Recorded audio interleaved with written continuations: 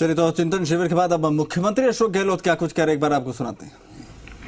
इत्मीनान से अपनी बातें कही सबने, निष्कर्ष निकाले, रिपोर्ट बनी, उदयपुर डिक्लेरेशन के नाम से घोषणा हुई है।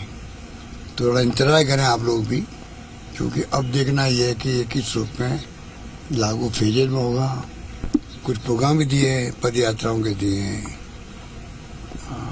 जो प्रोग्राम दिए उसको भी देखेंगे आप लोग, तो एक्टिविटी बढ़ जाएगी। और सबसे बड़ा फायदा है कि पूरे कार्यकर्ता देश भर के लोग हैं, गांव-गांव के, वो सब में एक उत्साह का संचार भी हुआ है। नेताओं का कमिटमेंट बढ़ा है कि जिम्मेवारी हमारी भी, जो देश में हालात बन रहे हैं, आज यहाँ से कहना पड़ा भारत जोड़ो, इसका मतलब भारत का ये कमजोर हो रहा है। जोड़ने की बात तो आप समझ सकते हैं क्या मायने उसके। तो आज स्थिति कमजोर भारत नहीं होना चाहिए, जिसके लिए इंदिरा गांधी जी ने जान दे दी, राजीव गांधी जी शहीद हो गए, सरदार बहन सिंह जी शहीद हो गए, पर नेस्तनाबूद कर दिया आतंकवाद को। तो वो देश में हम तो ये हत्या देख चुके थे बचपन से क्या, जब से मेंबर पार्लियामेंट बने तब से ही। तो क्या उस वक्त में हालात थे इस मुल्क में, क्या बन गए थे। पर ध्यान देके देश को एक रखा, अखंड रखा, और आतंकवाद को पनपने नहीं दिया।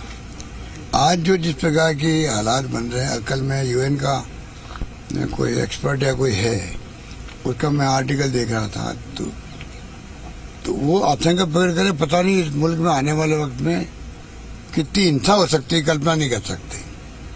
अगर ये स्थिति, अगर विदेश से बैठे हुए लोग कल्पना कर रहे हैं यहाँ के हालात से, यहाँ के व्यवहार से, सरकारों के, कानून का राज नहीं रहेगा तो कैसे होगा, आप समझ सकते हो। बुलडोजर चल रहे हैं खाली पब्लिक को मैसेज देने के लिए कि देखो हम कितने दबंग आदमी हैं, उसमें गरीब की झोपड़ी उजड़ रही साथ के अंदर। तो कानून के कार्रवाई करनी और कानून के नियमों से करो, कौन मना करता, आपको करना भी चाहिए। तो जो हालात में बार बार कहते हैं कि संविधान की धज्जियां उड़ रही है या लोकतंत्र खतरे में पड़ रहा है, मैं नहीं कह रहा हूँ, इतने लेखक पत्रकार सब कह रहे हैं, लिखने वाले। तो ये हालात में यहाँ जो निर्णय हुआ है, मैं समझता हूँ कि जो सारांश उसका यही है कि कांग्रेस आह्वान करेगी सभी जातियों के, सभी धर्मों के, सभी वर्गों के लोगों से, सभी लैंग्वेज बोलने वाले लोगों से, भाई कि आप सब एकजुट रहो, देश एक रहे, अखंड रहे, ये हमारी थीम होनी चाहिए। और राहुल गांधी ने कहा था कि मैं अपनी ज़िंदगी लगा दूंगा इस काम के लिए। पर आरएसएस और बीजेपी के मंसूबे जो हैं धर्म के नाम पे राजनीति करने के, ध्रुवीकरण करने के, आज तो लोगों को अच्छा लग रहा है धर्म के नाम पर ध्रुवीकरण हो रहा। तो नौजवान नहीं समझ पा रहे, उनको अच्छा लगता है, हिंदुत्व की बात कर रहे हैं। पर आज हमारे उसमें डिक्लेरेशन में कहा गया है असली राष्ट्रवाद हम अपनाना चाहते हैं, अपना रहे हैं। देशवासी आह्वान करते हैं कि राष्ट्रवाद हम सब के लिए बहुत सर्वोपरि है। पर जो इनका छद्म राष्ट्रवाद है इनका, कि चुनाव में वोट लेने के लिए राष्ट्रवाद का नाम देते हैं, वो खतरनाक है, खतरनाक है। हिंसा का कोई अंत हो सकता है कभी कहीं। हिंसा में लोग उतर जाएंगे तो दंगे भी इतने भड़केंगे कि आप कहाँ का रोकोगे, चाहे सरकार बीजेपी की हो, कांग्रेस की हो। तो देश चलता है इकबाल से, चलता है इकबाल से। पुलिस इकबाल होता है तो गांव में शांति सद्भावना रहती है। पुलिस आ गई गांव में, 2 पुलिस वाले होते हैं, तब भी इकबाल से पूरे गांव की 2000 की आबादी भी है तो वो समझते पुलिस आ गई है, मुकदमा बन जाएगा, भय होता है, तब कानून का राज स्थापित रहता। पर वरना तो आप देखते हो कि जो कानून तोड़ने वाले हैं, एंटी सोशल एलिमेंट तो सब जगह होते हैं। तो तमाम तरह की स्थिति जो राजस्थान में अभी देखा, 3 जगह दंगे भड़क गए, और सबका बैकग्राउंड मालूम है आपको। जो माने हुए लोग हैं बीजेपी के नेता, वो उसमें इन्वॉल्व थे। कि करौली गाँव जयरामगढ़ में तो उन्हीं का बोर्ड था, बदनाम करने लगे कांग्रेस को। जोधपुर में आप देख लो, मूर्ति लेके क्या तमाशा हुआ। तो अभी जांच चल रही है कि देखेंगे क्या स्थिति बनती है, क्या सच्ची सामने आती है। तो स्थिति है कि शिविर हमारे लिए, मैं समझता हूँ कि कांग्रेस के लिए, कांग्रेस को मजबूत करने के लिए संगठन के तौर पर, कि ब्लॉक तक मंडल इकाई की बात की गई आज पहली बार, कि मंडल इकाई बनेगी अब। तो बूथ इकाई, मंडल इकाई, अगर नया सिरे से काम शुरू हो रहा है और टाइम बाउंड किया गया है। तो तमाम जो फैसले हुए हैं वो फैसले अब जो इस बात की रहेगी कि ऊपर से नीचे तक सब लागू करने के लिए अपना कमिटमेंट रखे, बस और कुछ नहीं करना है। राहुल गांधी का जो भाषण था उसकी काफी चर्चा है और एक तरह से उन्होंने संकेत ही दिया कि लड़ाई में लड़ूंगा आगे रह के, परिवार के साथ रह के, तो एक तरह संकेत दिया है कि अब वो फिर से लीड करेंगे पार्टी। देखो वो तो जो उन्होंने प्रकट की भावना, वो देखिए राहुल गांधी इतने अच्छे इंसान हैं जो देशवासियों के लिए कुछ भी तरह कुर्बानी करने तैयार रहते हैं। ये मैंने पहले कई बार कहा आपको, क्योंकि मैं उनके साथ में लगभग साल भर था मैं गुजरात के अंदर। आज वो लड़ाई लड़ रहे हैं मोदी जी के साथ में या एनडीए गवर्नमेंट के साथ में, इश्यू पे लड़ रहे हैं। हम देखा होगा हर इश्यू पे बात करते हैं, वो अटैक करते हैं, इश्यू बेच करते हैं। उनकी छवि खराब करने के लिए करोड़ों रुपये खर्च कर रहे हैं बीजेपी आरएसएस सोशल मीडिया के माध्यम से। जब से राजनीति में आए हैं राहुल गांधी के नाम से इतनी घबराहट है कि लाखों करोड़ रुपये खर्च करने पड़ रहे हैं सोशल मीडिया के माध्यम से, जो आप देख रहे हो। इसकी नौबत क्यों आई भाई, इतना डर क्यों सता रहा है? पर राहुल गांधी ने अपना जो 7 साल का जो मुकाबला किया मोदी जी की गवर्नमेंट से, आज पूरा देश मान रहा है कि अगर कोई तर्क के साथ में कोई राजनीति कर रहा है, इनके साथ में विपक्ष की भूमिका निभा रहा है, उनका नाम राहुल गांधी है। ये कम बात नहीं है कि वो आप देखेंगे कि खाली न्यूज़ देने के लिए न्यूज़ नहीं देते हैं, जो इश्यू बनते हैं उस पर वो बोलते हैं, चाहे चाइना का हो, चाहे कोरोना का हो, चाहे कोई इश्यू हो। ये पूरी मीडिया को समझना पड़ेगा कि जो इश्यू पे बात कर रहा है उसको किस प्रकार से हम उसको दिखाएं या उसको कवरेज देवें, वो उनके ऊपर है। सर एक महत्वपूर्ण बात भी कही कि पब्लिक से जो कांग्रेस का कनेक्शन था वो टूट गया है सर, वापस अब बहुत महत्वपूर्ण बात तो यही है, कनेक्शन टूटा नहीं है, कमजोर हो गया है। क्योंकि जब सरकार नहीं होती है तो स्वाभाविक है कि मानव स्वभाव होता है कि थोड़ा एक टेम्पो बदल जाता है, भाई क्या हो रहा है। तो ये कनेक्ट करने की बात का मायने ये है कि कनेक्ट करके आप किस प्रकार से लोगों का दिल जीतो। और हम खुद ही ये हमेशा कहते हैं भाई सुख दुख में काम आओ लोगों के, हर परिवार के। ये हमारा धर्म कहता है, राजनीतिक काम करने वाले कार्यकर्ताओं चाहे किसी पार्टी के हो, पहला काम है कि वो आम जनता के सुख दुख में भागीदार बने, उनकी समस्याओं के समाधान करें। यही तो है। तो कनेक्ट अपना वो रहता है जब उनकी काम करें, उनके लिए उनसे मिलें, बातचीत करें, समस्याओं के समाधान करें। तो ये भावना उनकी थी। मैं समझता हूँ कि वो भावना अब काम करेगी, ज़्यादा अच्छे तरीके से काम करेगी। सर आपकी सरकार के 2 फैसले अभी हुए हैं, एक तो कृषि बजट अलग से पेश करना, एक SC/ST के बजट को कानूनी प्रावधान देना। यही दोनों बातें आज संकल्प में भी थे। तो ये माने जाए कि राजस्थान रोल मॉडल जिसकी आप बात कर रहे थे, उसी रोल मॉडल को कांग्रेस भी आगे बढ़ा रही है। जो किसान बजट हमने पेश किया वो भी किया है। हम चाहते हैं कि हेल्थ सर्विसेज सुधरे, या जो हमने फैसले किए हैं वो सब तो यहाँ आ नहीं सकते थे, चर्चा में आए हैं, पर डिक्लेरेशन में नहीं आ सकते थे। उसमें कई विचार विमर्श चलते रहते हैं। पर ओल्ड एज पेंशन लागू हमने करी है, अंग्रेजी स्कूलें खोली गांव-गांव में, आज उनके लिए लॉटरी खोल रही है एडमिशन के लिए, बड़ा काम है। चिकित्सा के लिए क्रांति की है, पूरे देश में कहीं नहीं है, पूरे प्रदेशवासियों का ही बीमा हो गया 10 लाख का। और बाकी जो ऑर्गन ट्रांसप्लांट होने हैं उसके तो 10 लाख या 20 लाख रुपए लग सकते हैं, वो भी फ्री कर दिया।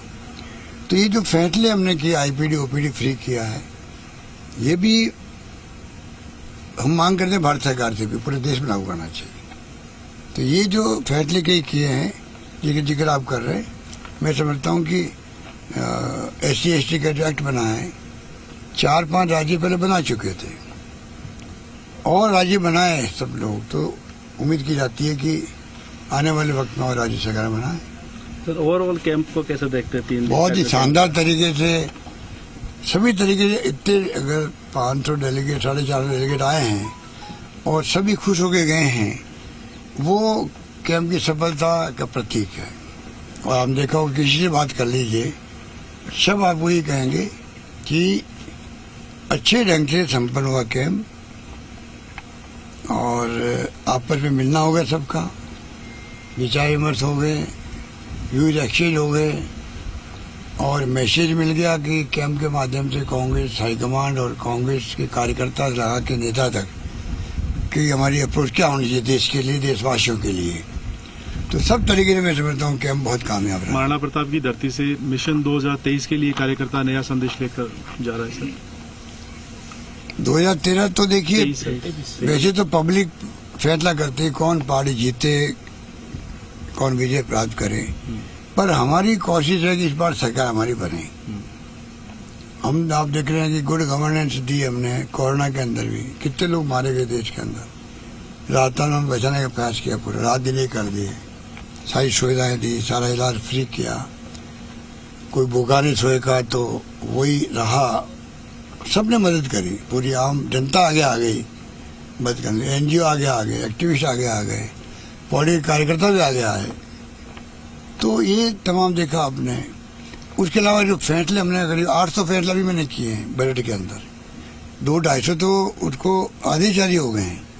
तो अभी मैं 1-2 तारीख को जो कर रहे हैं हम लोग रिव्यू कर रहे हैं, पूरे बजट की घोषणाओं को कर रहे हैं 2 दिन लगातार।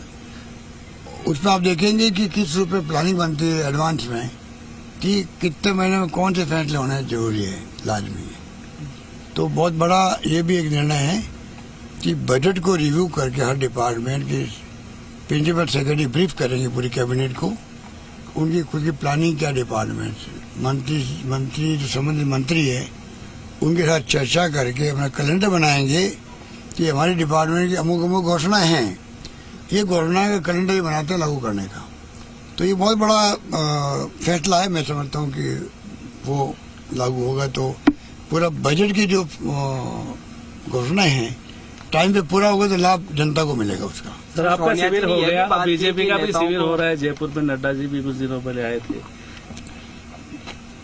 वो तो अभी क्या घबरा गए हैं वो। अब मोदी जी ने देखा नहीं आपको कि चुनाव जीते यूपी का और सीधे गए वहां गुजरात के अंदर 3 दिन तक, फिर 20-25 दिन बाद फिर चले गए 3 दिन के लिए। तो अपने खुद के घर को संभालने के लिए बाबा जाना पड़ रहा है उनको। तो नेचुरल है कि राजस्थान में तो नड्डा जी भी आएंगे, मोदी जी भी आएंगे, अमित शाह जी भी आएंगे और जो इनको तमाशे होते हैं और जो इनकी एजेंसियां हैं सीबीआई, इनकम टैक्स, ईडी, उसको एक्टिव करने का काम भी साथ चलता है इनका। पूरा होम मिनिस्ट्री के अंदर हमने सुना कोई प्रकोष्ठ बना दिया है। मॉनिटरिंग वहीं से होती है कि किस किस के खिलाफ में कार्रवाई करनी है, क्या कार्रवाई करनी है, नोटिस की लैंग्वेज क्या होगी, किस दिन बुलाना गवाही देने के लिए, तमाम फैसले योजनाबद्ध तरीके से कर रहे हैं। ये तीनों एजेंसियों के लोग इतने घबराए हुए हैं कि जब ये आते हैं किसी घर पे घुस जाते, शादी बाहर निकलते हैं। घर वाले कहते हैं आपको कुछ मिला ही नहीं मेरे यहाँ पे, आप क्यों बैठे हो यहाँ पर? कि भाई हम तो तब निकलेंगे तो ऊपर से आदेश आएगा। तो आप सोच लीजिए कहाँ जा रहा देश। हालात बड़े गंभीर है देश के अंदर, सब जगह छापे पड़ रहे हैं। और बीजेपी के लोग तो जैसे को दूध में नहाए हुए हो पूरे देश के अंदर। मैंने तो इतनी देखा कि बीजेपी वाले छापे पड़ रहे हो। ये कहते बड़ा कड़ा में दूध रख करके नहा करके फिर निकले हुए ये लोग। तो कोई तरह का उनके खिलाफ कार्रवाई नहीं हो रही है पूरे देश भर के अंदर। जहाँ सरकार जिस पार्टी की है, चाहे शिवसेना हो, कांग्रेस हो, एनसीपी हो, सपा हो, जितनी पार्टी रीजनल पार्टियां कोई हो, उन सबको डरा के धमका करके राज करना चाहते हैं। ऐसे लोग आके राज में बैठ गए हैं और ध्रुवीकरण के नाम पर, धर्म के नाम पर, हिंदुत्व के नाम पर तो जुड़े हुए हैं। कल मैंने बात कही, वापस रिपीट के बात खत्म कर रहा हूँ। 31% वोट आए थे मोदी जी के 14 के अंदर। जब 31% वोट आए हैं तो 69% वोट खिलाफ थे उनके। वो वोट कहाँ गए? तमाम बढ़ गए आपस के अंदर, कांग्रेस सहित रीजनल पार्टी बढ़ गए। ठीक है, तो मोदी जी उस वक्त दिल बड़ा रखते, भाई मैं तो 31% पे प्राइम मिनिस्टर बनाऊं। 69% वोट मेरे खिलाफ पड़े। वोट पड़े है ना, ऐसा नहीं घर पे बैठे रहे, वो अफसर नहीं रहे थे, वोट पड़े थे बकायदा। वोट पड़े हैं, खिलाफ पड़े हैं, तब भी प्राइम मिनिस्टर वो बने थे। उस वक्त बड़ा दिल रख के सबको साथ लेके चलते वो कि विपक्षी बात सुनते। फैसला खुद को करना होता है, मुख्यमंत्री हो या प्राइम मिनिस्टर हो, पर आप सबकी बात सुनो तो कम से कम उसके बाद में निष्कर्ष निकलने के बाद में फैसला करने में आसानी रहती है पब्लिक इंटरेस्ट के अंदर। इन्होंने ये तो दुश्मन ही दुश्मन हो गए सब लोग। इतना घमंड आ गया, अगर कांग्रेस मुक्त भारत बनाऊंगा, किसी को कुछ समझ नहीं रहे थे और फिर धर्म के नाम पर 7-8 वोट ज्यादा बढ़ गए और ज्यादा घमंड आ गया। तो घमंड आने वाला व्यक्ति जो है कभी कामयाब नहीं हो सकता। इतिहास वही बनाता है जो इतिहास को याद रखता है, अच्छे सेंस में याद रखता है। आप पुराने इतिहास को उसकी दर्जा उड़ाओ, उसकी आलोचना करो तो वो फिर कभी इतिहास बनाने में सफल नहीं हो सकते। तो मेरा मानना है कि ये जो माहौल बना है देश में, ना इनके हित में है ना देश के हित में है। सर विक्ट्री साइन की बड़ी चर्चा है सर आपकी, आपने कल विक्ट्री सियासी साइन लिया। गलियारों में पत्रकारों से चाय पे मैंने चर्चा के अखबार बाद देखा ही नहीं अभी। सर सब जगह चर्चा है सर, कल आपने जो विक्ट्री साइन बनाया। अखबार देखा सोनिया नहीं गांधी मैंने। जी ने कहा कि वक्त अब कर चुकाने का, पार्टी ने नेताओं को बहुत कुछ दिया, एक बड़ा बयान दिया। वो तो मैं कल कह चुका था, कल मैंने उस बारे में कह चुका हूँ। ये बहुत बड़ा बयान है और हर कांग्रेस कार्यकर्ता को सोनिया गांधी जी की इस बात को पूरी तरह ध्यान में उतार लेना चाहिए।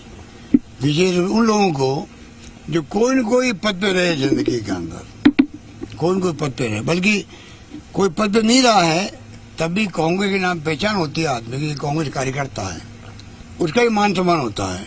तो तमाम कांग्रेस जनों को चाहिए, जो सोनिया जी ने कहा कि भाई आपने, पार्टी ने आपको सम्मान दिया है या पद दिया है, ये वक्त आ गया वापस चुकाने का। बहुत बड़ी बात कह दी। सर लोकेश जी को बार बार दिल्ली बुलाया जा रहा है पूछताछ के लिए। हाँ सर, लगातार आप लोग दे नहीं पाओगे वहाँ पे। फिर आप बोलिए पक्का सर। बेनेश्वर में कल जयपुर बात करना। छोटे से लगा लो जल्दी तो मुख्यमंत्री अशोक गहलोत को आप सुन रहे थे, अलग अलग मसलों पर बेबाकी से अपनी बात रखी उन्होंने और कहा कि बीजेपी और आरएसएस की विचारधारा के साथ लड़ाई लड़ने के लिए कमर कसी है कांग्रेसी कार्यकर्ताओं और नेताओं ने। साथ ही कहा कि उम्मीद यही है कि अगली बार फिर से जो है कांग्रेस यहाँ सरकार बनाने में कामयाब होगी, क्योंकि लोगों का भरोसा हमने जीता है, चाहे वो गुड गवर्नेंस के मुद्दे पर हो या कोरोना काल में बेहतर प्रबंधन को लेकर हो।